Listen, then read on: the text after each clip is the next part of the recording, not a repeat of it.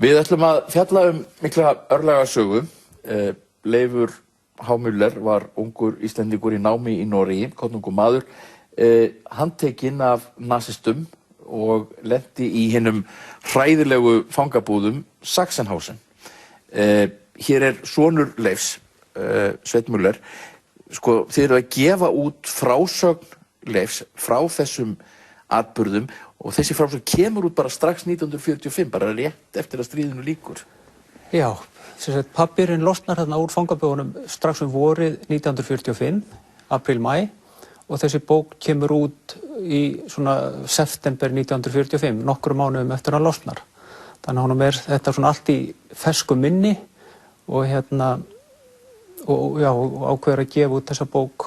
Þetta náttúrulega einstakt að það bók sem kemur út alveg rétt eftir atburðirnir gerast. Já, og eina af fyrstu bókunum í heiminum sem gefin út helförina, þannig að stór merkileg heimild. Já, hérna frumútgáfan frá 1945. Já.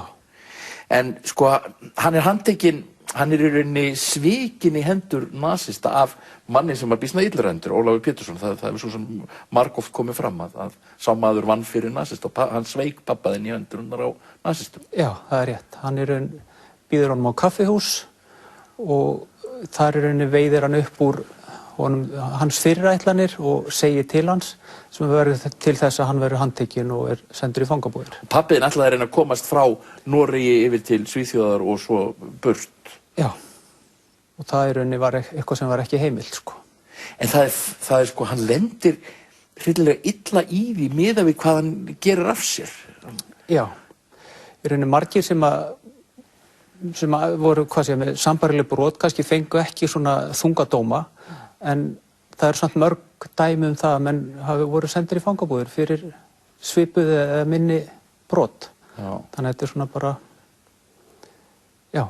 Hann fyrst í Gini fangabúðunum í Noregi sem voru nú frægar, en svo hann í Sachsenhausen sem nú bara eitt af svona táknunum hvað illska mannsins getur orðið skelfileg. Já, hann í Noregi í einhverja 5 mánuði eða svo, í Möllugaten og svo í Grini, en síðan hann fluttið til Þýskalands þar sem hann í 2 ár.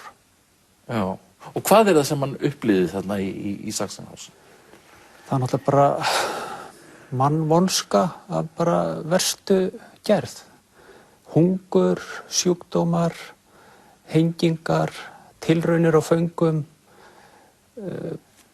bara, já, mannvonska. Það merkilegt að hann hittir annan Íslending í Sachsenhausen. Já, Óskar Vilhjálmsson, hann endar þarna í fangabúðunum og lifir í 2 mánuði og deyr þá á lúnabólgu. Pabbi fréttir á honum og nær að hitta hann einu sinni. En ástæðan fyrir því að Óskar lendir í fangabúðunum að hann var giftur þýskri konu, bjó í Þýskalandi og nasistar fengu hann til að lesa áróður á íslensku sem var útvarpað í Þýskalandi og eitthvað veit ég að það var líka hlusta á þetta hérna á Íslandi. Einn daginn endar hann lesturinn á því að segja að svo kem ég aftur á morgun og held áfram að lesa þessa vitleysu.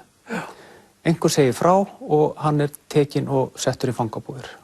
Og deyr þar. Talaði pabbiðinn þetta? Nei, hann talaði ekki mikið þetta. Hann þegar hann kemur heim, þá hann byrjar að segja fólki frá þessu, fólk skilur hann ekki alveg, trúir honum kannski ekki stundum alltaf og hans aðferð einhvern veginn var að loka þetta svolítið af. Þannig að það var ekki mikið talað þetta á mínu heimili þó vissulega vissu við klárlega hann hafi verið í fangabúðunum og við náttúrulega lásum bókina.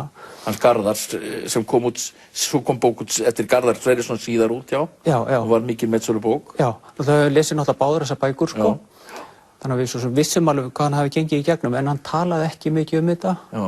Og svona byrði þetta svolítið inni og það háð honum í mörg ár og þetta háð honum alla hans ævi. Var hann lengi að ná sér eftir að hann fekk berkla, var það ekki? Hann náði sér aldrei, hvorki líkamlega né andlega. Hann þurfti að glíma við þetta alla ævi. Hann þurfti að fara í 2 bakaðgerðir og maginn háð honum alla ævi, svefnvandamál og svona alls konar andleg einkenni sem var svona hrjáðan. Já. Þú ert með merkilega hluti hérna, bækur, svona litlar minnisbækur. Já, þetta hérna svona minnisbók sem að honum tókst að halda í Sachsenhausen. Hann Já. byrjar ekki að skrifa í þessa bók fyrir í Sachsenhausen. Þetta eru svona minnispunktar frá fangabúðavistinni þar. Skrifar svona slitrótt í hana Já. og meira svona eftir því sem að líður á fangabúðavistina.